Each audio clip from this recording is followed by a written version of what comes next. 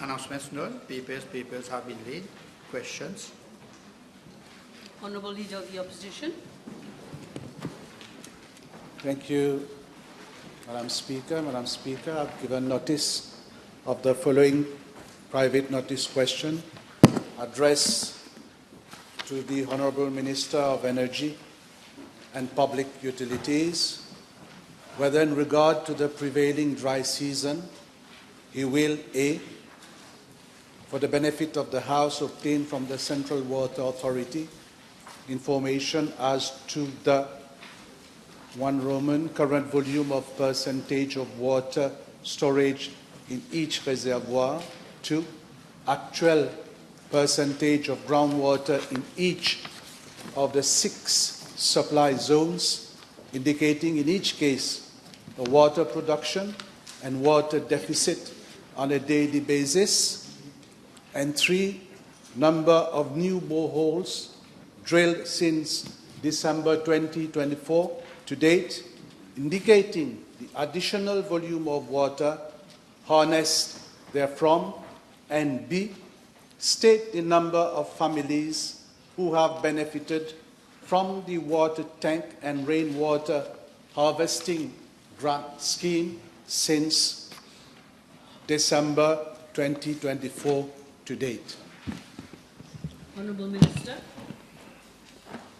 Madam Speaker, Mauritius is experiencing significant challenges to its water resources due to climate change, which has resulting in more frequent and severe droughts.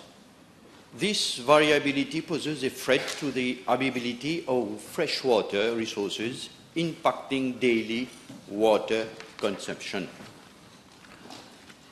Over the past 5 years, Madam Speaker, the island has witnessed 3 prolonged dry episodes in hydrological years: 2020, 2021, 22, 2023 and 2024, and even this year.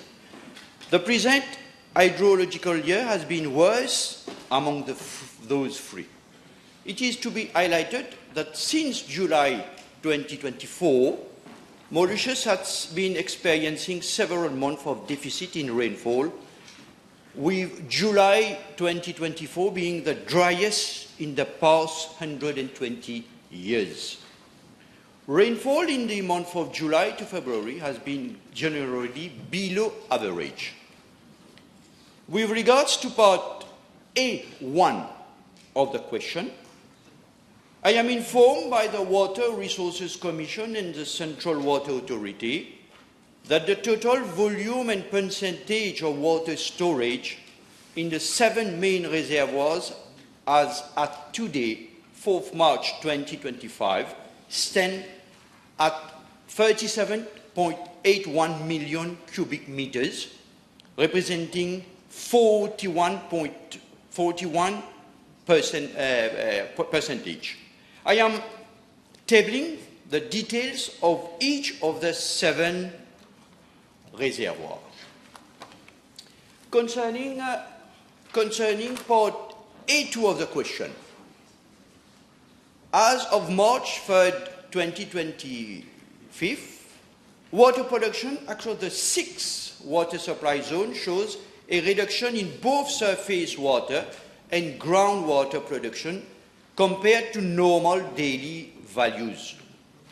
Overall, total surface water production across all 6 zones decreased by 17.44%, while groundwater production fell by 20.85%. Consequently, the total combined water production dropped from a normal of 1,068,267 meter cube per day to an annual of 865,061 meter cube per day. Madam Speaker, I am tabling the detailed information per zone. With regards to part A3 of the question, The Ministry and CWA undertake borehole drilling campaign every year based on CWA requirement for potable use. For the period of January to November 2024, 5 boreholes have been drilled at Camp-le-Vieux, Goodlands, Rampe-le-Moins, Côte d'Or, and Bird. New borehole has been drilled at Constance-la-Gaîté and Fond-du-Sac from December 2024 to February 2025. Another borehole is currently being drilled at Mapu. Another 5 boreholes are planned to be drilled under existing contract in the coming month. I am informed by the Central Water Authority that additional volume of water harnessed since December 24 stand at 7500 mètres cubes par jour. Madame la Présidente, concernant la partie B de la question, un programme de subvention pour l'achat des réservoirs d'eau a été mis en place en 2011 afin d'aider les familles à faible revenu à acquérir un réservoir d'eau et ainsi atténuer les difficultés causées par une alimentation en eau restreinte. Ce programme est actuellement géré par la DBM et les ménages percevant un revenu mensuel inférieur à 60 000 roupies peuvent bénéficier d'une subvention de 15 000 roupies pour l'achat d'un réservoir d'eau de 1000 litres et d'une pompe à eau et de certains accessoires. La DBM a informé que 310 familles ont bénéficié du programme de subvention pour l'achat des réservoirs d'eau depuis décembre 2024 à ce jour. En outre, la DBM gère actuellement un programme de subvention pour la collecte des eaux de pluie, permettant aux ménages dont les revenus mensuels est inférieur à 60 000 roupies de bénéficier d'une subvention de 10 000 roupies pour l'achat d'un réservoir destiné à la collecte des eaux de pluie. Au 10 décembre 2010, on m'a informé qu'un total de 6 400 demandes avaient été reçues, avec 609 coupons délivrés aux bénéficiaires. Yes. Thank you, Madam Speaker. I thank the Minister for his reply. He has submitted the actual storage capacity of our reservoirs, which is quite alarming, and the tendency shows that the level is decreasing drastically. Will the Honourable Minister inform the House that in case of a no-flow situation in those reservoirs, when do we expect that those reservoirs will reach their dead storage level? Madame la Présidente, comme je l'ai dit dans le passé, si éventuellement nous ne recevons pas la pluie d'été qui, chaque année, remplit nos réservoirs,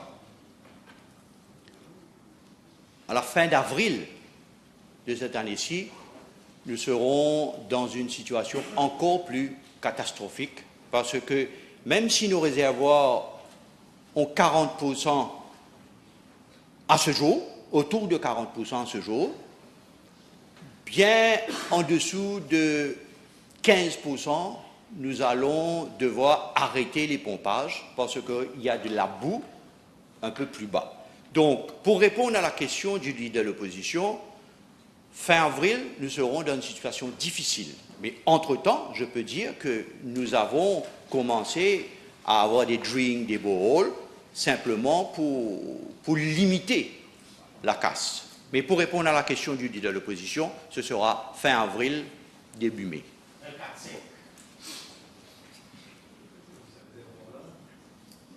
Can I, Madam Speaker, or will the Honourable inform the House, Honourable Minister inform the House, whether there is a contingency plan which has been prepared by his ministry for this dry season, and if yes, will he table a copy of that contingency plan? D'abord, je dois préciser, madame, que Hold your horses, please. je dois préciser, madame la présidente, que nous gérons cette crise au quotidien. Je préside personnellement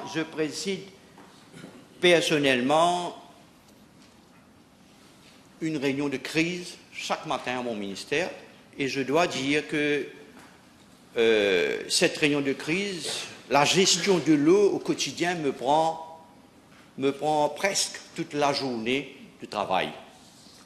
En ce qui concerne un plan pour gérer la situation et après, je dois dire que d'abord, nous avons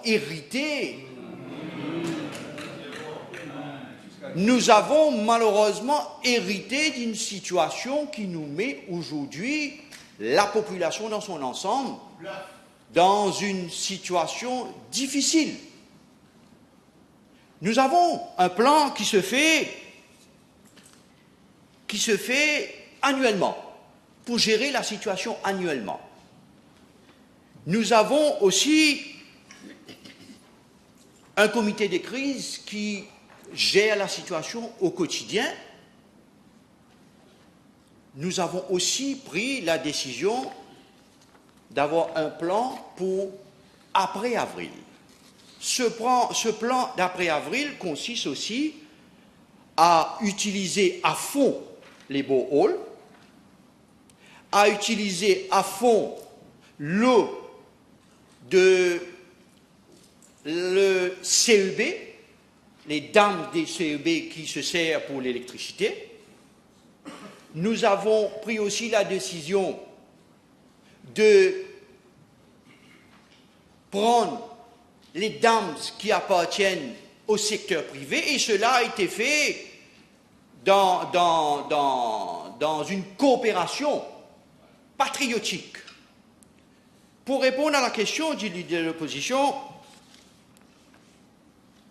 je vais déposer le Water Crisis Committee qui gère d'une façon quotidienne ce que nous a été légué par l'ancien gouvernement. Mais je dois aussi dire, puisque la question est venue de l'ancien ministre,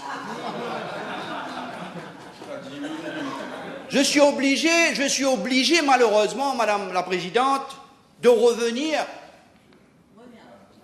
Comment on est arrivé à cette situation? Comment on est arrivé à cette situation que le leader de l'opposition, qui a été, si je me rappelle bien, l'ancien ministre responsable de ce dossier, me pose la question en 3 mois, comment je vais faire pour gérer les gabegies et les scandales de 10 ans? Permettez-moi, Madame la Présidente, de parler du fameux projet de rivière des Anguilles Dames.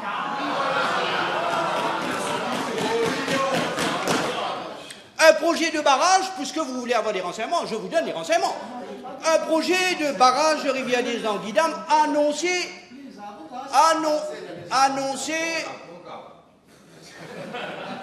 pour 2015, depuis 2015. Moi, permettez, est-ce que... You may not have asked specifically. Is that what you're saying? You didn't ask specifically. Madam Speaker, I've asked a specific question whether there is a contingency plan for the country to face that dry season. The answer is yes or no. And if it is yes, I have requested the Minister to table the contingency plan. Let me get to another question, Madam Speaker. Let me get to another question. If he doesn't have that plan. No, but he hasn't finished. He hasn't finished. Yeah, but he's talking about his Rivière des Anguilles, the contingency plan. Madame la Présidente.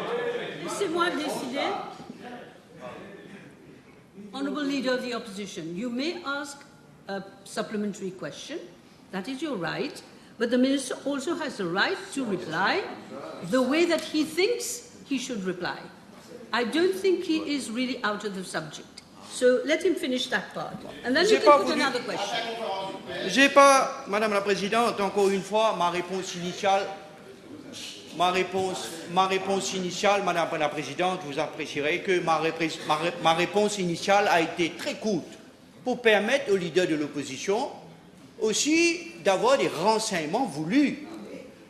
J'ai préféré déposer ce plan pour que les leaders de l'opposition puissent avoir le temps de poser des questions. Mais puisque le leader de l'opposition veut que j'énumère les contingency plans, mais laissez-moi donner à la Chambre alors ce que j'ai fait pendant que j'ai pris le poste. Suspension of sugarcane irrigation across the island to give priority to potable use. Cela a été fait, monsieur le leader de l'opposition. Revise hours of water supply across the island as from le 20 janvier 2025. The Central Water Authority has prioritized leak related to complaints attending 5511 repairs since le 20 janvier 2025. 4. Additional resources have been provided to the Central Water Authority to face this situation and reinforce its call center, water tanker services and operation units. 5. A water tanker unit has been set up under the supervision of a chief engineer and is being centrally managed. Je continue puisque le leader de l'opposition veut avoir des renseignements. 6. Installation of 16 water tanks de 9 mètres cubes, mainly in the north, Port-Louis, Plaine-William, the south. 7. Mobilisation of additional water resources in partnership with the private sector, comme je le disais un peu auparavant, namely Medine, ENL, private owners, abstraction from rivers and private borehole. 8. Utilisation of seabed tailwater, comme je l'ai dit, at Réduit Hydropower Station and Tamarind Fall. 9. Assistance from Mauritius Fire and Rescue Services to extend support for scheduled water supply to some severely affected areas, including public beaches. 10. Je suis obligé de le faire, j'avais déposé. The Central Water Authority Dry Season Regulation. Let the minister speak. The Central Water Authority Dry Season Regulation 2025 came into operation with effect from le 17 février 2025, enforcing a ban of the use of treated water or water from a water source through a hose or pressure washer. 4. Washing vehicle, washing pavement, building or part of building, watering edges, lawn and gardens, filling swimming pool, 11, madame, meeting with the Mauritius Police Force to enforce the Central Water Authority Dry Season Regulation 2025, 12, an outreach program in water-stressed region on water tank grant scheme to encourage eligible households to avail of the scheme, 13, aggressive sensitization campaign on water-saving usage. You're tabling this document? Yes, of course, j'avais fait ça au départ, mais il ne voulait pas.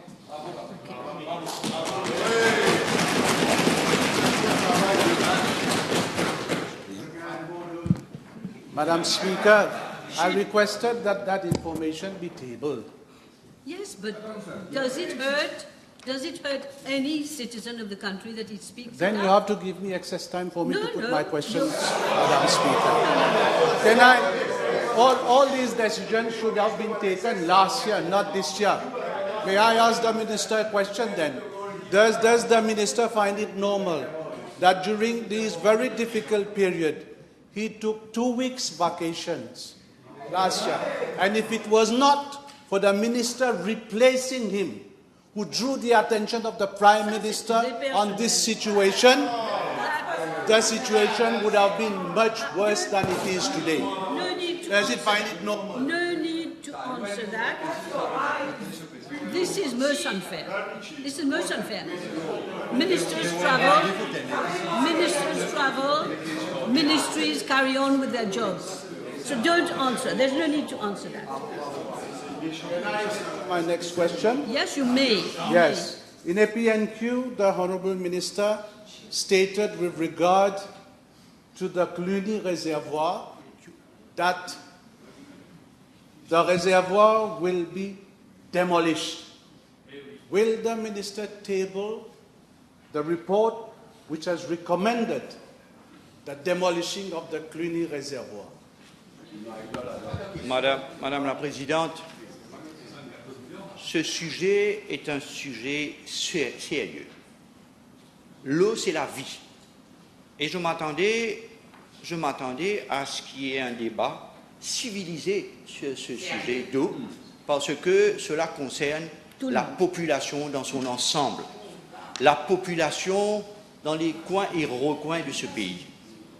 Je voudrais, si vous me permettez, Madame la Présidente, dire franchement à la Chambre que je n'avais pas l'intention de parler du réservoir de Cluny. Surtout la question venant du leader de l'opposition qui a été celui responsable de ce dossier au ministère de l'Énergie et des Utilités publiques. Ne me forcez pas à dire à la Chambre ne me forcez pas à dire à la Chambre, Monsieur le leader de l'opposition, Madame la Présidente, ce que j'ai vu dans les dossiers au sein du ministère.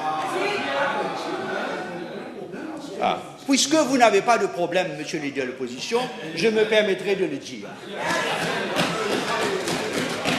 Il fut un temps, Madame la Présidente, que le General Manager de la Central Water Authority, M. Prakash Mantura, avec cette ardoise de 700 millions de roupies pour le Pipe Replacement Programme. Et ce même General Manager ne répondait même pas à ce ministre de l'Énergie d'antan, qui répondait à la cuisine directement. Et aussi, ce ministre ose me poser la question, et aussi un ministre digne de ce nom, responsable de l'eau et de l'énergie dans ce pays, ne pouvait même pas interpeller le General Manager de la CWA sur les manquements, sur les dilapidations, sur les scandales qui étaient sous son ministère. Et aujourd'hui, il ose me parler de Cluny, qui a pris la photo ensemble avec l'ancien Premier ministre devant le réservoir de Cluny, qui avait ce sourire avec 25 dents dehors. Et aujourd'hui, nous n'avons pas, la population ne rit pas avec 25 dents dehors, avec 25 fissures. 25 fissures sur ce réservoir.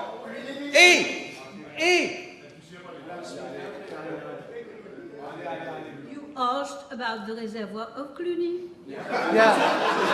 Oh, you agree to what he has said, Madam Speaker? I can't. Let me listen to what Yeah, we are not supposed to pass a comment on a person in this House, Madam Speaker.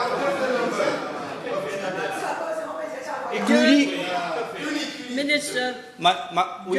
don't make personal attacks. Oui, bien sûr. Non, je n'ai pas fait référence au ministre, moi.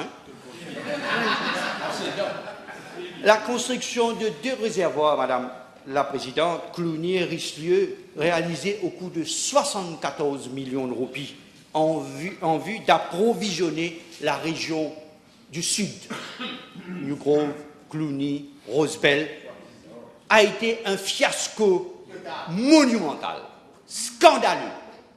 Et ceux ou celles responsables de ce scandale vont devoir payer tôt ou tard. Un peu plus de 16 mois après leur inauguration par l'ancien Premier ministre et l'ancien ministre responsable de l'eau, 25 fissures, Monsieur le ministre, Madame la Présidente, ont été relevées, rendant ces réservoirs inutilisables à ce jour. 3000 mètres cubes. Nous devons aujourd'hui pomper dans des boreholes qui auraient servi pour d'autres régions pour alimenter le Sud. La population du Sud subit les conséquences. Actuellement, j'ai demandé une enquête sur ces 2 réservoirs. La commission d'enquête fait son travail. Les techniciens, le côté financier, le côté technique, et aussi ceux et celles qui ont été responsables pour après 16 mois, ce réservoir est inutilisable. En temps et lieu, je déposerai à l'Assemblée nationale le rapport technique et financier concernant ces 2 réservoirs. Merci, Monsieur le ministre. No, but he has taken a lot You of got a time. few minutes. But may I ask, Ministre, sur la base de quoi, de quel rapport il a dit à la Chambre qu'il faut démolir ce réservoir? Sur la base de quoi? Parce qu'il dit que l'enquête est en cours. Mais c'est sur la base de quoi?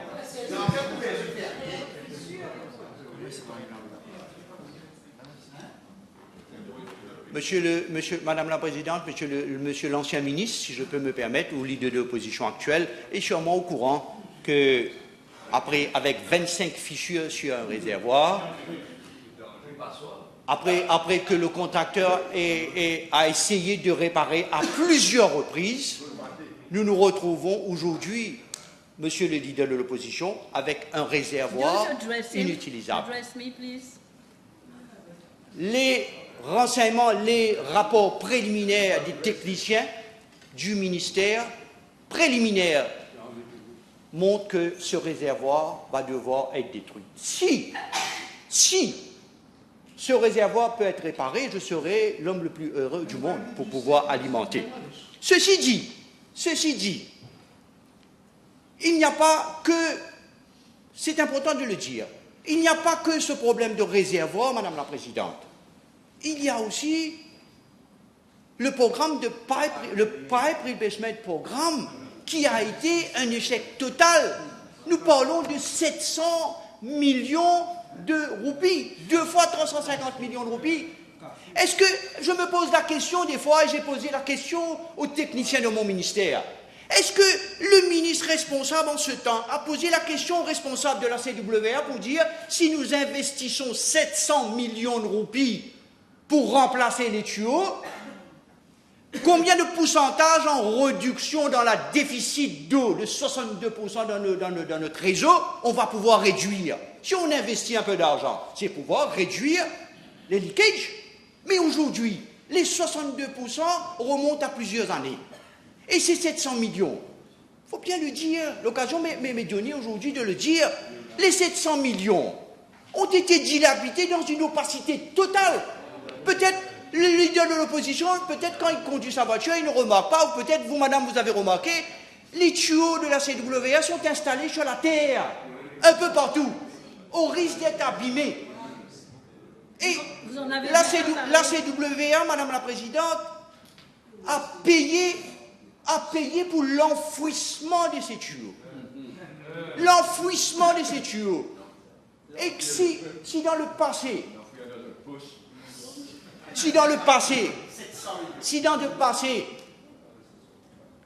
le ministre n'a pas pu, et on a posé, l'ancien leader de l'opposition, l'honorable Arvin Boulel, avait posé la question à ce sujet. L'honorable Bagouane avait posé la question. Le ministre n'avait pas répondu. Ce jour-là, quand on avait posé la question concernant le rapport de l'auditrice en chef de la CWA, l'ancien ministre s'est battu en touche. Et n'a pas voulu se mouiller. Et aujourd'hui, il veut me mouiller. Non, madame, non. La situation aujourd'hui est due. Et la première chose que j'allais, malheureusement, je ne peux pas poser de question, mais la première question qu'il fallait poser, le leader de l'opposition aurait dû me demander quand est-ce qu'on aura le fameux 24/7. C'est ça qu'il fallait me demander.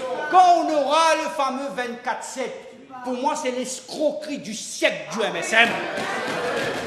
C'est l'escroquerie du système du MSM, vendu à la population en 2014 par l'ancien ministre Colin Davilou, par l'ancien Premier ministre Pravin Jagnat, par l'ancienne équipe LEPEP, vendu un mirage à la population. Aujourd'hui, cette population souffre par la façon de gérer de l'ancien gouvernement, par la façon de gérer, excusez-moi, par l'ancien ministre. Je ne citerai pas son nom ici, mais suivez mon regard, on saura qui c'est. On saura qui c'est. Hein? Qui c'est? Et aujourd'hui, la population paye les pots cassés, mais de ce que 10 ans de mal planification, de scandale et de fiasco.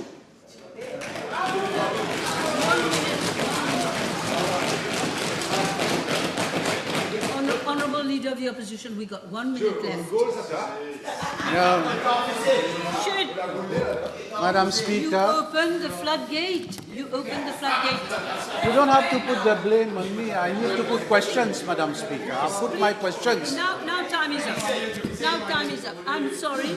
I'm sorry. All that he has said, the situation will deteriorate in the coming months. That's not a question. And time is up.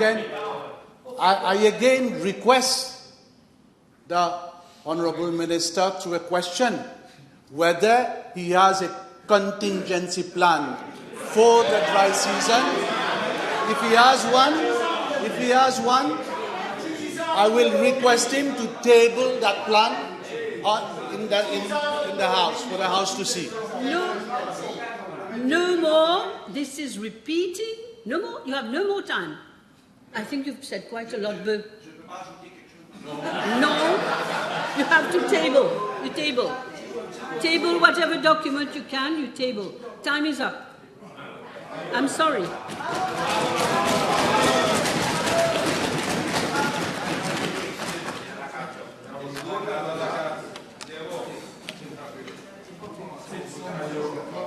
Allez.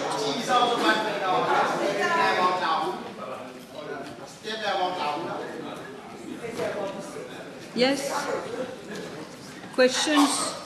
Questions? Honourable members, the table has been advised that PQB 91 will be replied by the Honourable Prime Minister, time permitting, along with PQ 74.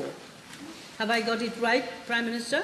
Both these questions you're going to reply. So now I call Honourable Fourth Member for Port-Louis North and Mont-Taillon. E71. Madam Speaker, I thank the Honourable Member for the question. Indeed, there have been numerous abuses of the public procurement system by the previous government. One of the most striking and conspicuous abuse has been during the COVID-19 period for the purchase of medical supplies and equipment. Madam Speaker, that is why the government program of 2025-2029, in that we have announced that the Public Procurement Act will be reviewed. Our aim is to prevent abuse, strengthen accountability, enhance transparency and integrity in the public procurement system. The review will also aim at aligning our procurement system with international best practices. It will enforce better contract execution and supplier performance.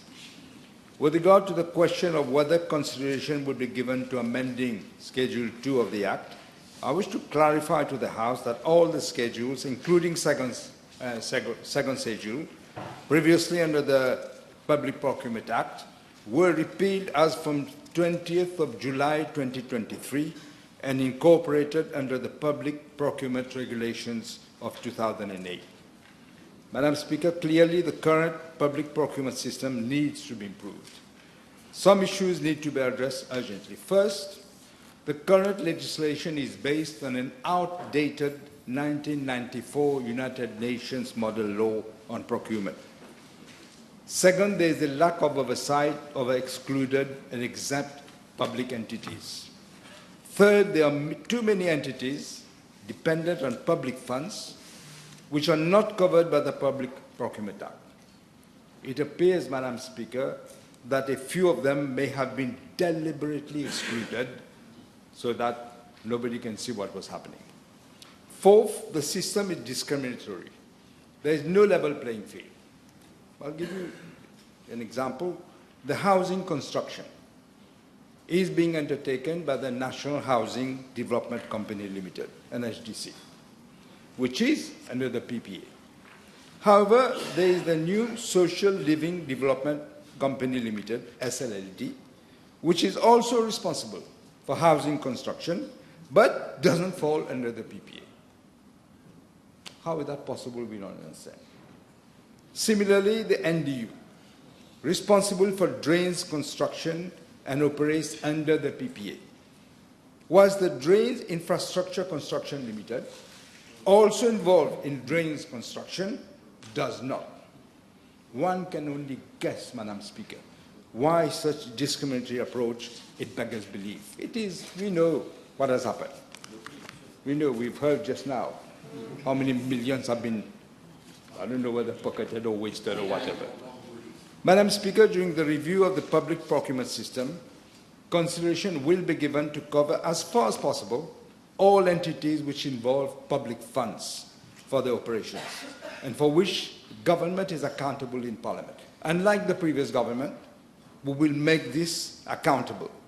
This approach is also in line with our plan to introduce a legal framework for greater fiscal responsibility. To make it clear, unlike the previous regime, this government generally, wherever there are public funds involved, there should be accountability for every rupee and every cent that is spent from public funds. This never was the case before. I can assure the House that government will have an oversight on the procurement by all entities using public funds. Madam Speaker, I wish also to reassure the House that this government is fully committed to ensure that there is a transparent and effective public procurement system in place which promotes value for money, both in terms of monetary value and quality.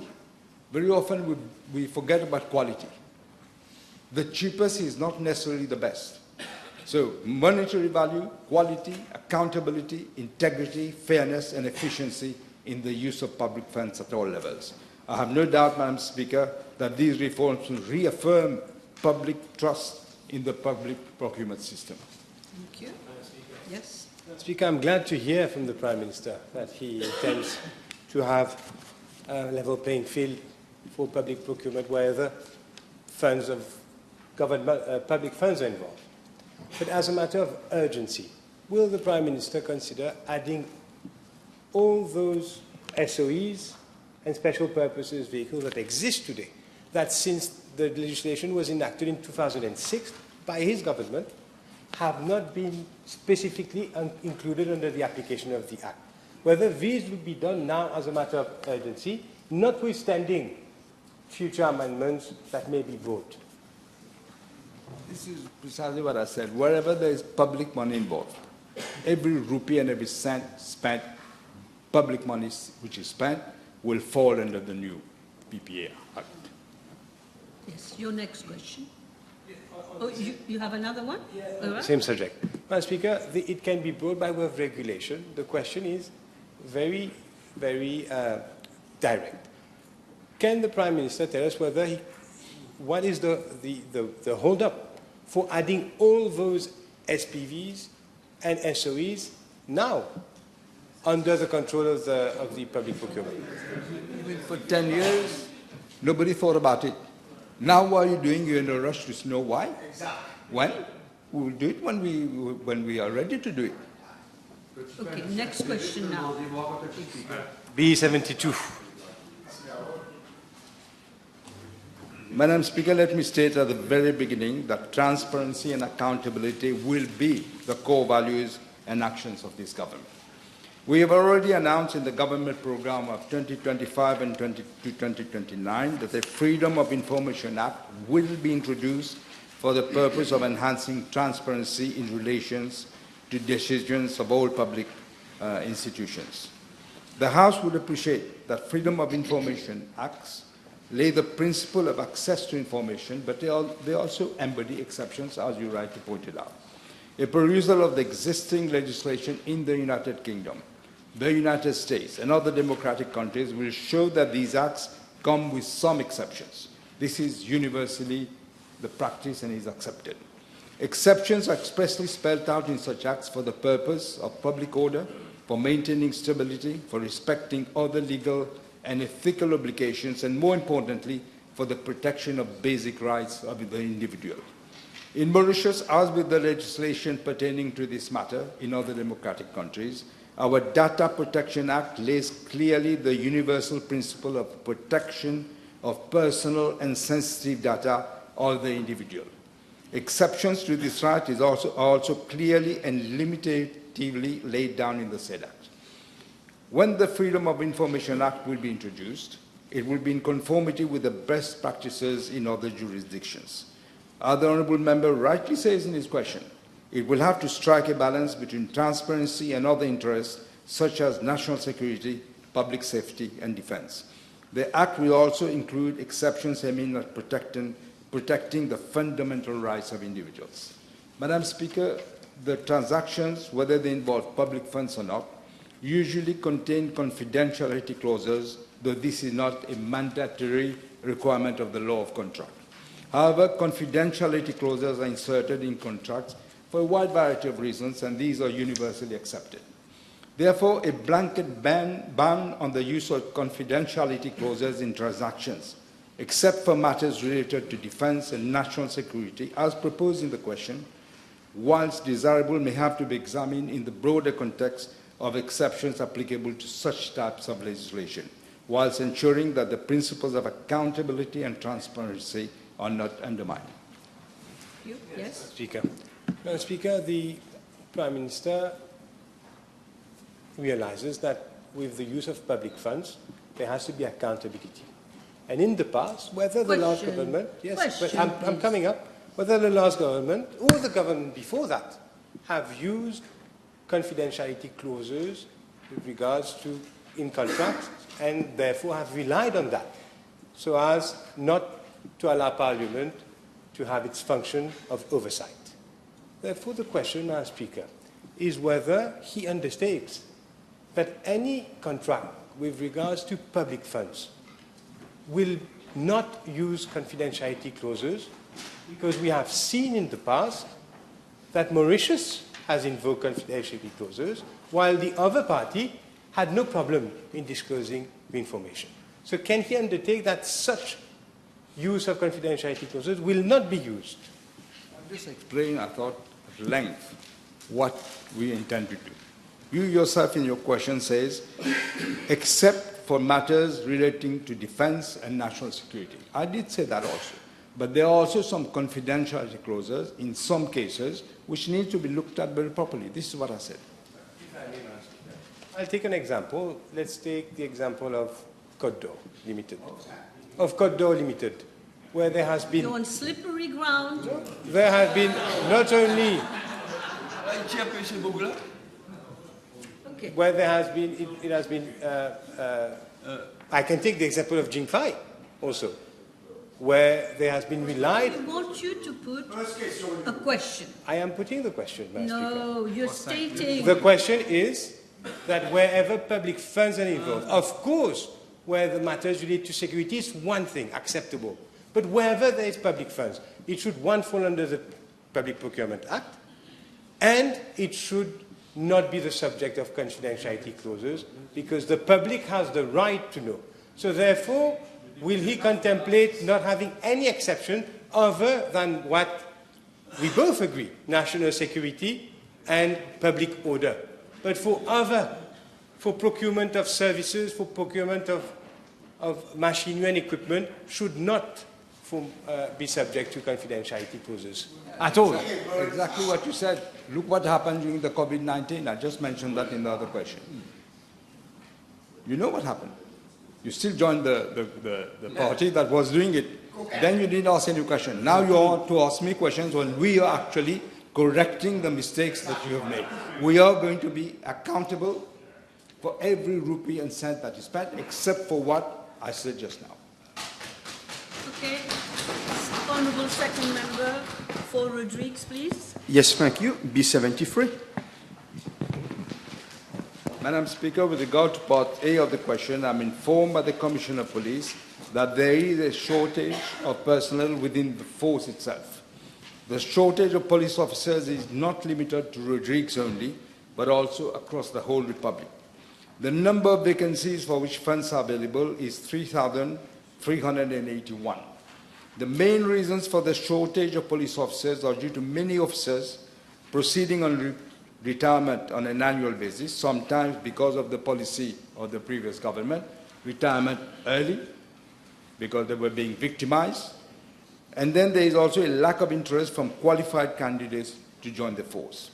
In the last recruitment, which was held in August of last year, some 1,000 police officers were expected to be enlisted, but only 496 eligible candidates were enlisted by the Disciplined Forces Service Commission at the time. And now, out of the 496, 45 have already resigned from the force. There are currently 236 police officers posted at 6 police stations in Rodrigues. The Commissioner of Police considers at the moment that Rodrigues is adequately staffed, taking into consideration the ratio of police officers to the population, which is currently 1 police officer to 188 Rodriguans. As regards Part B of the question, I'm informed by the Commissioner of Police that out of the 148 Rodrigan police officers who are currently posted in Mauritius, 23 have requested that they be transferred to Rodrigues. The requests are being considered by the Commissioner of Police and will happen after the next passing out exercise, which will be conducted shortly and will be based on operational exigencies. Just one. Thank you, Madam Speaker. Thank the Honourable Prime Minister for his answer. Madam Speaker, with regards to the increase in number of vehicles on our roads in Rodrigues, there's an urgency for the presence of more police officers on our roads. Will the Honourable Prime Minister see to it with the Commissioner of Police and the Divisional Commander thereat as a matter of urgency and security to deploy more police officers on our roads, despite, as I said, there is a shortage of police officers thereat? C'est le miracle. I cannot order the Commissioner of Police, as you know, the operational exigencies. He will decide, but I will pass on your Message pass. Okay, now we have Honourable First Member for Port Louis North. Thank you, Madam. B74. Madam Speaker, as you rightly said, with your permission, I'll reply to question B74 and B91 together, as they relate to the same subject matter. The Rehabilitation Youth Centre, RYC, falls under the responsibility of the Commissioner of Prisons and operates under the aegis of the Prime Minister's Office. It is governed by the Reforms Institutions Act of 1988. Its purpose is to rehabilitate juvenile offenders who are below the age of 18 whilst ensuring the safeguard of their rights.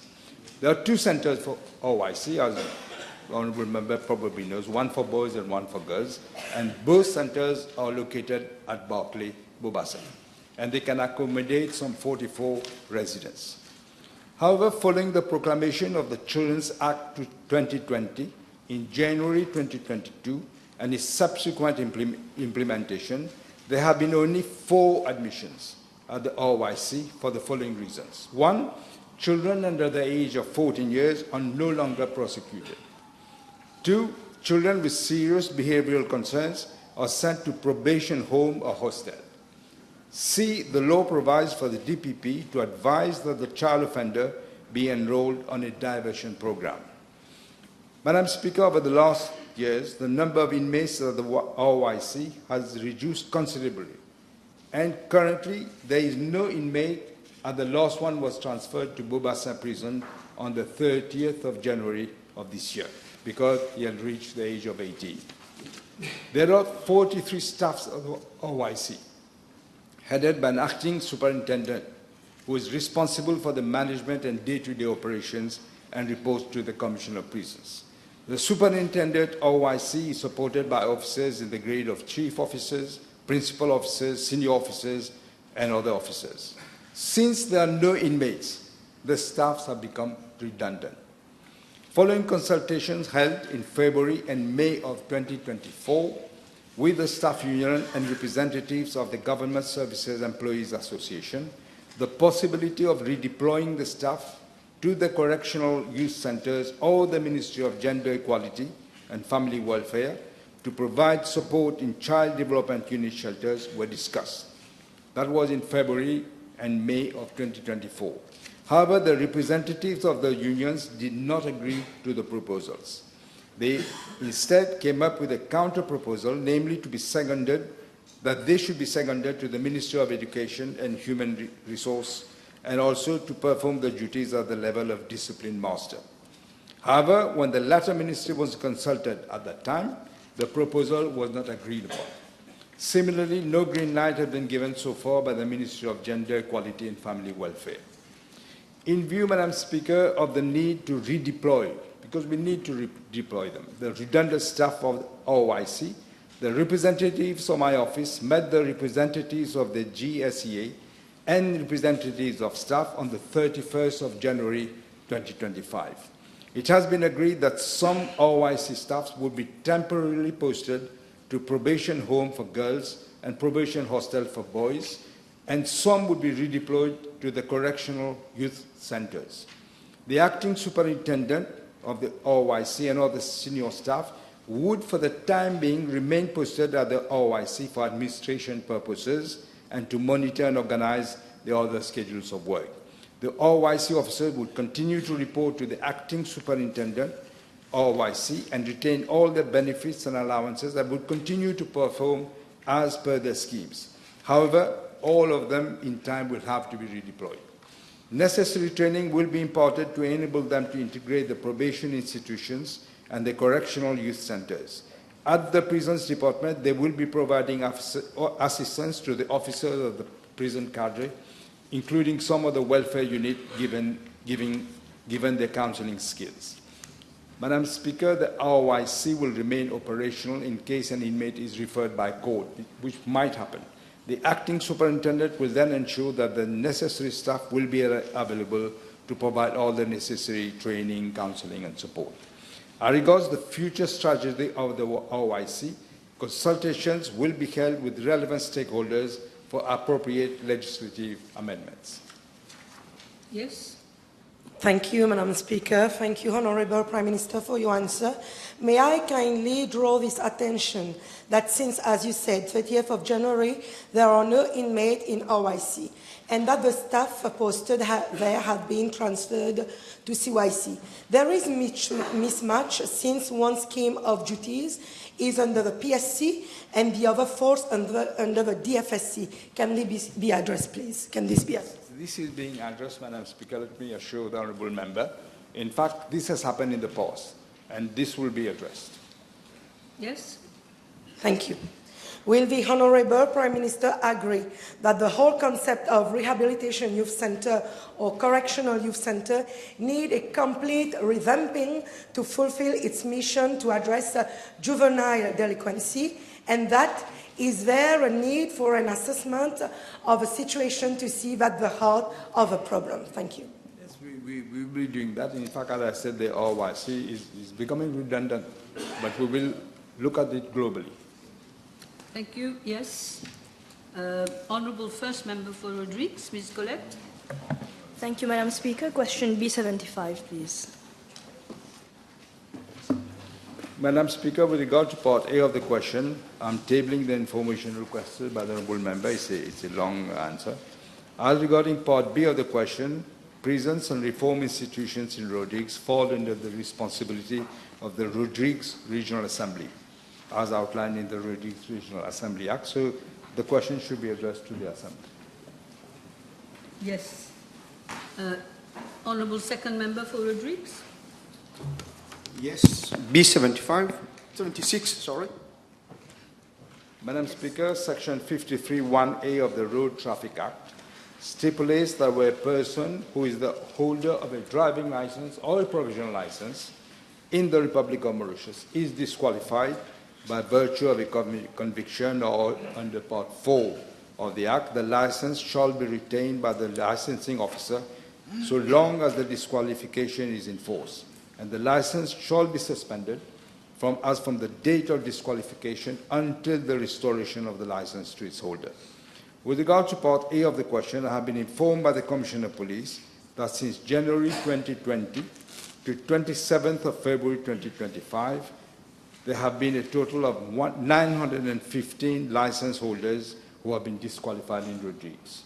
As regards Part B of the question, I'm informed that since January 2020 to December 2024, 322 drivers have enrolled for the mandatory rehabilitation course, out of which 218 licenses were reinstated.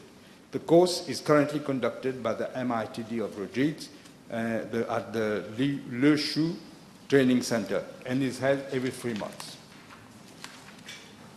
Yes, Honourable Third Member. Speaker, B77. Yes. Indeed, Madam Speaker, as highlighted in the State of the Economy report, there was a deliberate manipulation of data under the previous government to convey a false sense of a booming economy. It was an illusion, a mirage. GDP at market prices was overstated by around 22 billion rupees for 2023 and more than 36 billion rupees for 2024.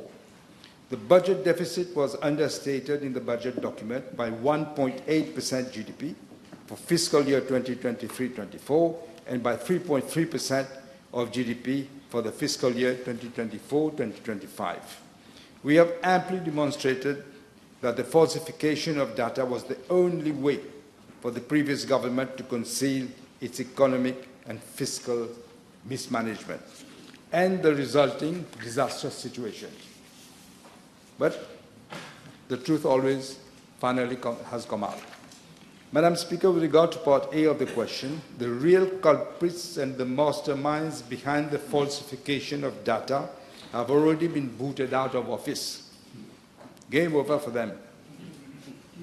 But we are looking very closely to take further appropriate actions if needed. Madam Speaker, we are rebuilding our institutions to ensure that their independence, their good governance and effective functioning is a reality. One example is the Bank of Mauritius, which has regained total independence to carry out its functions and its roles. We will also carry out a fundamental review of the governance structure across key public sector institutions, including the Economic Development Board and Statistics Mauritius. As regards Part B of the question, government has already secured technical assistance from the IMF to review and strengthen our institutions and statistical system so as to prevent the recurrence of this terrible manipulation that has taken place. The IMF will carry out a comprehensive assessment of the extent to which our institutions, including the Ministry of Finance, Statistics Mauritius and the Bank of Mauritius, are observing international statistical standards and codes while complying and disseminating statistics. The assessment will cover all statistical sectors, namely the national accounts, price indices, monetary and fiscal statistics, government finance statistics, and the balance of payments. At the end of the assessment, the IMF will submit a report on the observance of standards and codes together with the appropriate recommendations. This assessment by the IMF, long overdue, since the last one was carried out in 2002.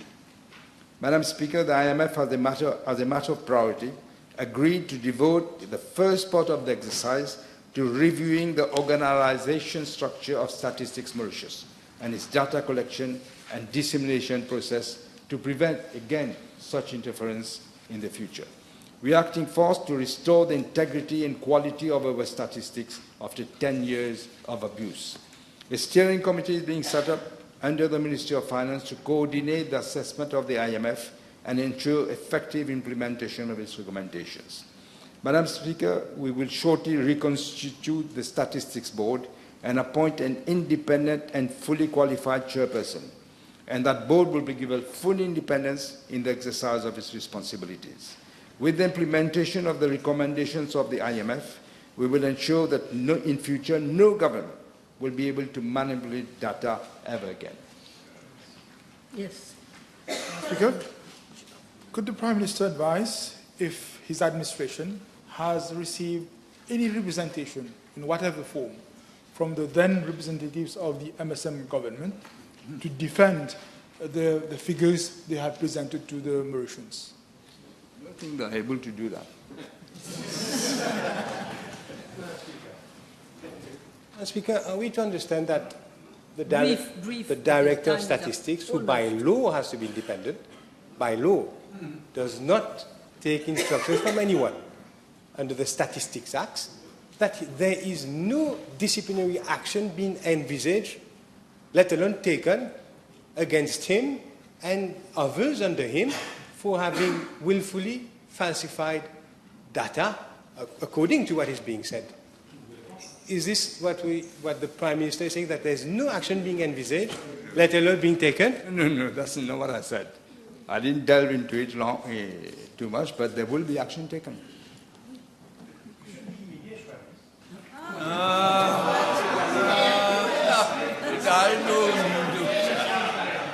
Honourable 78, please. Honourable third member for Beaubassin, Petite Rivière. Members, we've got only 1 minute left. Should Mr. Kira. 78, please. B78 has been called, please. Madam Speaker, I Last wish to inform question. the House that since the 18th of October 2020, on which that date the case was reported to the Mocha police station and transferred to the Central Criminal Investigation Department, 98 persons were interviewed by the police. I must say, if we look back, very few were interviewed at the beginning. When there was a hue and cry, you see more and more people going to the Central CID. And so 98 persons were interviewed, including the former Minister of Commerce and Consumer Protection, Mr. Yogida Sominaden. Thereafter, a judicial inquiry was instituted by the magistrate of the District Court of Mocha to further investigate into the matter, and a report was submitted to the Office of the Director of Public Prosecutions on the 22nd of November 2021. The report, according to extracts, was a damning indictment of the way the inquiry was conducted by the police and the departments under its responsibility. It was highly critical of the police's new level of incompetence. Never such a level had been reached, and for trying to bury hard facts under layers of official lies. The magistrate in the report was also highly critical of the police medical officer, a certain Dr. Ananda Sanasi. She referred to a scheme mounted around a concocted post-mortem examination that concluded the cause of death was a suicide when it was clearly later found to be a homicide. The Office of the DPP advised the police to carry an in-depth investigation anew, with utmost diligence and professionalism, with a view to exploring avenues as to the possible motives behind the unlawful killing of the late SK. I should say at that time, Madam Speaker, the DPP was requesting this. Don't forget what was happening to the DPP at the time. They were ignoring what the DPP was saying, completely, as if it never existed. Having said that, since the alleged murder was reported, we on the side of this side of the House have been vehemently protesting against the way the investigations were being carried out under the direction of the previous Commissioner of Police. After 4 years now, it is clear that there was no willingness on the part of the previous government to elucidate such an atrocious crime, even though it was an agent of the former Prime Minister. On the contrary, they did a cover-up. They said it was a case of suicide. The former Prime Minister even said, I've done my own inquiry. It is suicide. The citizens of this country, especially the affected family, are still waiting for justice to be done. I've said it before, Madam Speaker, and I'm saying it again today as Prime Minister. I wish to reiterate that I'm not at all satisfied with the way the investigations have been carried out in this case. This case is of utmost priority to the police, and the new Commissioner of Police has set up a dedicated team at the Central CID to conduct an in-depth inquiry with the clear-cut instructions to review all the recorded statements, which are being done now, and reports, and seeking fresh and compelling evidence to identify the perpetrators. Madam Speaker, I have further been informed by the Commissioner of Police that a retired police officer with extensive expertise in criminal investigation has been appointed as advisor to the Central CID to look into the whole investigation again. With an extensive background in criminal investigations, he will play a crucial role at the Central CID and assist the department by leveraging his vast experience to elucidate this case. Madam Speaker, I have said it publicly. We will be enlisting the services of inquiry officers from abroad. We think it is essential. We've done this before. I have done this before. I've already initiated actions to enlist the services of foreign investigating bodies to assist the police force in its investigations so that we will ensure that light is shed on this case as well as the other unresolved cases of false claiming to be suicide, jumping from, I don't know what, cliffs or whatever. All this will be investigated into. Time is up. Time is up for PMQT. I am now announcing that the table has been advised that B81 and B83 have been withdrawn. We can proceed. I call on third member for Maïbourg and Plaine Magnan, Mr. Lakiram. Madam Speaker, B84, please. Madam Speaker, I thank the third member for Maïbourg and Plaine Magnan for this parliamentary question, which will allow me to delve, albeit briefly, on the prevalence of drugs in our schools. Today, unfortunately, even our schools have not been spared from the insidious tentacles of drug traffickers. These ruthless criminals are even mercilessly exploiting our school children and are using school premises to expand their business. Drug-related cases are categorized as criminal cases and are reported to the police as per the protocol established in schools. I'm informed that between 2015 to 2024, the number of cases reported to my ministry in regard to drug-related incidents is as follows: 1 in primary school, 71 in secondary schools. Madam Speaker, these figures are not taken lightly by my ministry.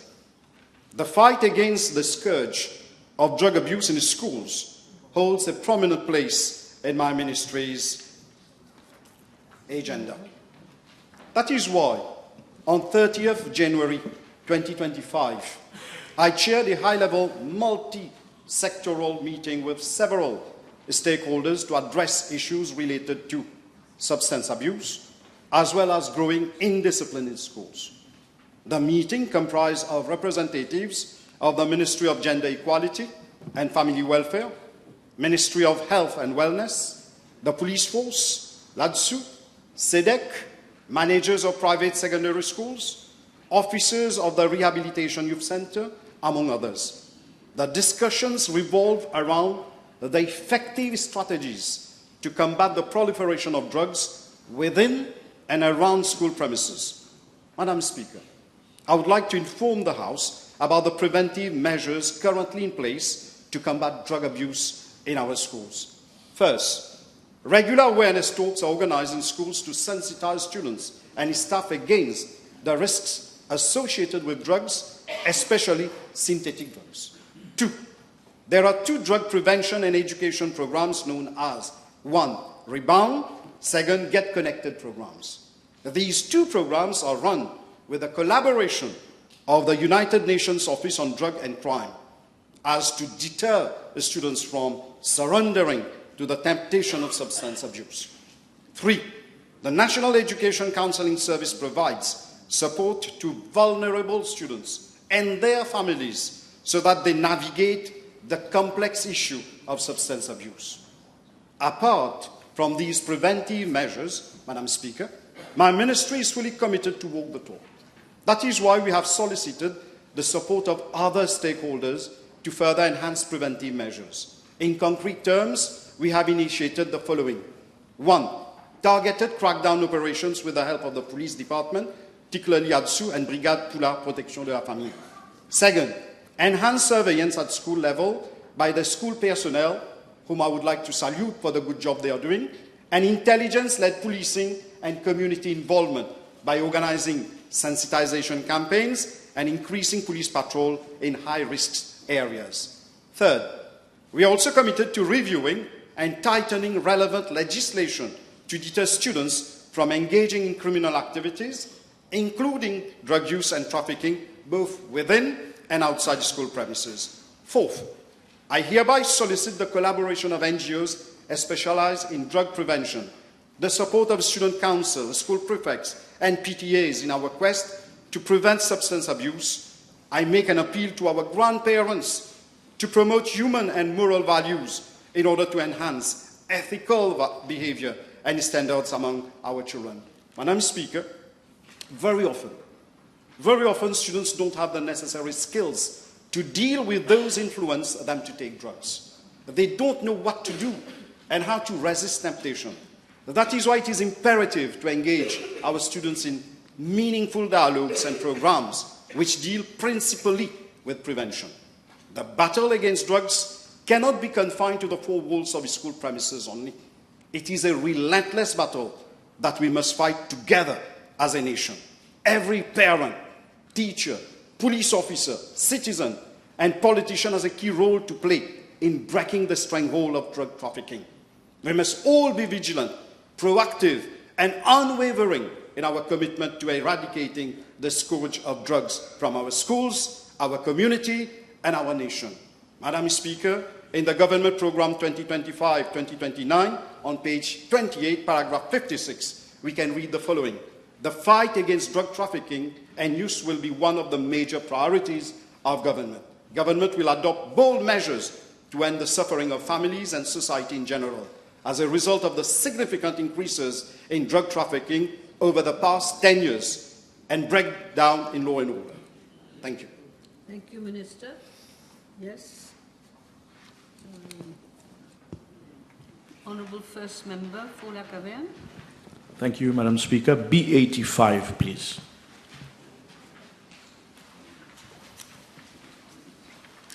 Thank you, Madam Speaker. Madam Speaker, I want to make clear that the previous government acted in bad faith when managing the procurement of the plastic bins for the Municipal Council of Bakwa Phoenix. Their decision seems to be driven by political interest rather than the real needs of the community. In regard to part A of the question, the Municipal Council of Bakwa Phoenix has provided the following details about the supplier and the procurement process. A national bidding process was launched on 10th of February 2023 through the e-procurement portal for the supply of 39,000 plastic bins, each with a capacity of 70 to 80 litres. The bidding closed on 13 March 2023 with 3 bidders: Plastic Industry Mauritius Limited, Alpha Hygiene Limited, Young Bros Plastics. The contract was awarded to Plastic Industry Mauritius Limited after a price revision negotiation. The contract was finalized on 7 August 2023 for a total cost of 20,989,800 rupees, including of VAT. Regarding Part B, subsection A of the question, the full contract amount of 20,989,800 rupees was paid to the contractor. However, it later became clear that the actual demand for plastic bins was much lower than the number ordered. Regarding Part B, subsection 2 and 3 of the question, as a result, Madam Speaker, only 28,988 bins have been distributed to date, leaving 10,012 bins undistributed due to this malcalculation and mismanagement. These bins are currently stored at various locations. Payot Squash Court, 2,347 bins. Palmerstone Squash Court, 1,562 bins. Hermitage Kindergarten, 1,624 bins. St. Paul Municipal Complex, 3,679 bins. Unoccupied space at Payot Kindergarten, 800 bins. These situations highlights poor planning by the previous administration, leading to unnecessary public expenditure. Thank you. Yes. Madam Speaker, may I ask the Honourable Minister whether he's aware that bins are also being kept in the office of the Mayor of the Township of Aquaphoenix? Are you aware of that? I will request a visit. It is in the office of the Mayor of Aquaphoenix. Madam Speaker, So are you aware? Are you aware? I know that. Of course not. Of course he won't be aware. How big is that office? I will invite a side visit there. Is the Honourable Minister aware that those places where those bins are being kept, these are in breach of the law? It is in breach of the Occupational Safety and Health Act with regard to those bins that are highly flammable, where people are practicing sports and being kept in very poor hygienic conditions with rats, dead rats around. Is the Minister aware of this? Madam Speaker, I have made several visits around the island concerning market, everything. But now it's make me more to have a visit over this Are island. you dealing with bins? Yeah. Very important for women. Yeah, this is what I said. Now it's urgent for me to come and have a site visit over there. Now that you know, you will do the needful, Yeah. I'm sure. Mr. Lubin. One last? One very last. Yes. Will the Honourable Minister also engage into an internal inquiry to find out, with regard to those buildings that do not have fire certificates, whether these have been in order with regards to placing those bins there by the Welfare Department of the Municipal Council of Aquaphoenix? You will do the needful. Yes. Madam Speaker, I will do the needful. This is true. It is only after the site visit that I can take actions. I know a lot about bins myself. Okay. The third member, Honourable Third Member for Port Louis North, Mr. Kazan. Thank you, Madam Speaker. Question B86, please. Yes. Madam Speaker, I wish to inform the House that the following measures are in place at the level of public health institutions to ensure privacy of patients while being attended by doctors in the different outpatient departments, including the casualty and the unsorted one. Number one patient is seen at a time by the treating doctor. 2, the patient is consulted in all privacy of a consultation room by the doctor at all healthcare service points. 3, the couch in each consultation room is shielded by a curtain to create privacy. 4, consultation rooms which are fitted with 2 consultation couches due to lack of space are properly shielded from one another by a curtain or portable screen. 5, male doctors are assisted by a female nursing officer when examining a female patient to ensure patient comfort, safety, and adherence to professional standards. Thank you. Yes, Doctor. And I also, Honourable Minister, is very much aware there have been 2 recent cases where healthcare personnel have been brutally attacked in the hospital. Will it issue strict guidelines so that there is a fine line between privacy and security of healthcare personnel? Thank you. Madam Speaker, I'm aware of the incident which occurred, and that's why during my speech today, I'll lengthily speak on that issue, and we will be without any pity against those who have committed such blunders in the hospitals. And secondly, I take note of the note of what you have told me. I'll look into it. Thank you, Minister. Yes, Honourable Third Member for Rodrigues, Mrs. Mano. Thank you, Madam Speaker. B87. Madam Speaker, I'm informed as Acting Health Director Rodrigues that the establishment of a new modern hospital at Plan Maho near Plan Corail Airport has been envisaged by the Rodrigue Regional Assembly. This initiative aims to enhance access to upgraded healthcare services, addressing the growing demand from both local population who seek higher quality care on their island and the ever-expanding tourism sector. Madam Speaker, in the same breath, the World Health Organization has been consulted to provide technical support for the project. To date, a conclusive assessment as well as pre-feasibility study have been completed. Madam Speaker, I am further informed that the Commission will in the first instance conduct a full feasibility study. This study will be crucial in determining the detailed requirements, cost implications and timelines necessary for the successful establishment of the hospital. The government remains committed to ensuring that healthcare services in Rodrigue are accessible, efficient and aligned with the growing demands. Yes. Madam Speaker. I would also like to ask the Honourable Minister whether he is aware of the acute lack of staff in the Rodrigue's health system and if his ministry plans to help in the recruitment of new staff in the meantime until the establishment of this new hospital. Thank you. Madam Speaker, we have taken note of her request. Even in a few weeks ago, request was made to my ministry. I am trying to make arrangements so that there won't be any difficulty as far as the patients are concerned. And we are increasing the number of specialty doctors who are also visiting Rodrigue. Mr. François, yes. Yes, thank you, Madam Speaker.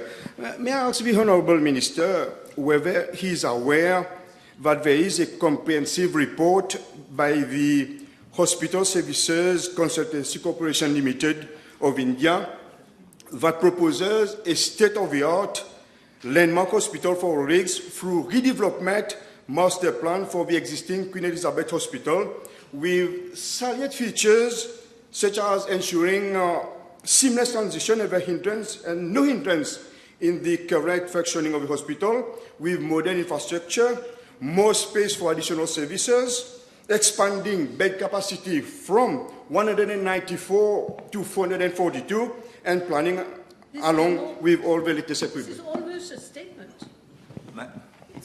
Are you aware? Will you talk Well, about it later? I'm aware of the report. We are working on that, but it all depends on the availability of funds. Of course. Okay. The Honourable Fourth Member for Rodrigues. Thank you, Madam Speaker. B88. Madame la Présidente, je voudrais, avec votre permission, répondre à la question B88 et B89 même. Okay.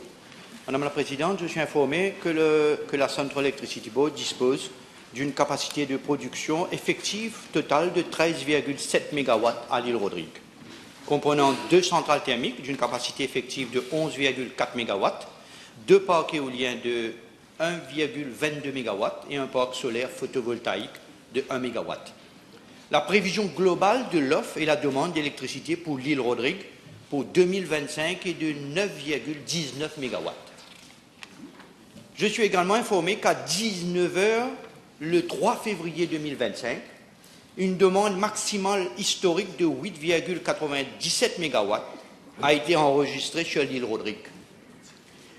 La CEB a pu répondre à la demande grâce à ses unités de production. Madame la Présidente, en ce qui concerne les coupures de courant rencontrées sur l'île, il convient de noter qu'il existe 2 types de coupures de courant, à savoir les coupures planifiées et les coupures imprévues. Les coupures planifiées permettent au personnel de la CEB d'effectuer des travaux de maintenance. Les coupures imprévues, par contre, en revanche, sont imprévues, bien sûr, et leur durée dépend de la nature du défaut. Le CEB m'a informé qu'un total de 178 pannes ont été enregistrées sur l'île au cours des 12 derniers mois, dont plus de 80% étaient dus à des défauts inévitables de nature transitoire qui ont été résolus en quelques minutes. Les autres coupures de courant plus longues à Rodrigue étaient principalement dues à des pannes générales du réseau à 3 reprises en 2024 et à 2 reprises en février 2025.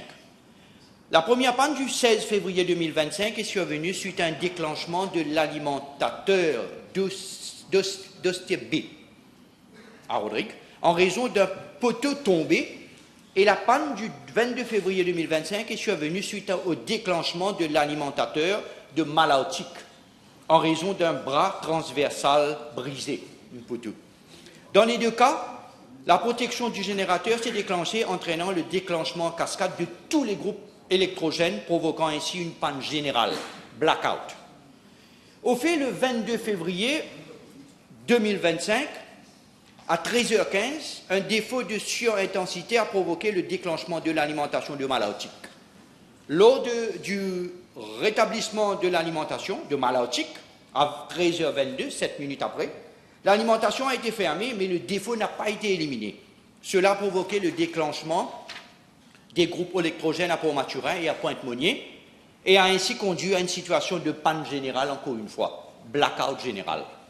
Madame la Présidente, en raison des problèmes fréquents sur le réseau électrique à Rodrigue, j'ai demandé à une équipe de la CEB de se rendre d'urgence à Rodrigue pour faire le point de la situation, examiner les raisons des perturbations fréquentes et de faire des recommandations pour une action rapide.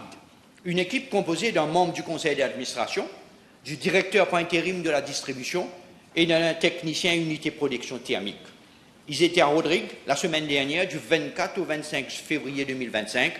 Ils ont soumis leur rapport qui est actuellement à l'étude par le board du CEB. J'ai les 6 points soulevés dans le rapport. Madame la Présidente, je tiens à souligner que, comme c'est le cas à Maurice, peu ou pas de planification a été faite pour répondre à la demande croissante d'électricité à Rodrigue. Le CEB a été chargé de travailler sur un nouveau plan énergétique qui garantira la sécurité énergétique d'abord, ainsi que la transition vers l'énergie verte sur toute la République. Madame la Présidente, pour répondre à la question en ce qui concerne la partie B du PQ B89, je suis informé que les travaux d'enfouissement du réseau de câbles de 22 kW de Port-Maturin à l'aéroport de Pointe-Corail, via l'hôpital La Ferme, ont été initiés par le CEB en 2019, à la demande de l'Assemblée régionale de Rodrigue. Le projet doit être réalisé en 4 phases, sur la base de partage des coûts.